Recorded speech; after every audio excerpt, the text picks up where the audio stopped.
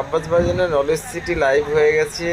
Knowledge সিটিতে এলসিডিতে দেখাচ্ছে, দেখতে পারেন সবাই। এটা হলো সুপার স্পেশালিটি হাসপাতাল। ভবিষ্যতে চিকিৎসার জন্য এটি বড় হাসপাতাল। আর দেখবেন স্কুল ও মাদ্রাসা, আধুনিক কারিকুলাম অনুসরণ করে শিক্ষা প্রতিষ্ঠান। আর আছে এখানে মেডিকেল, নার্সিং হোম ও কলেজ।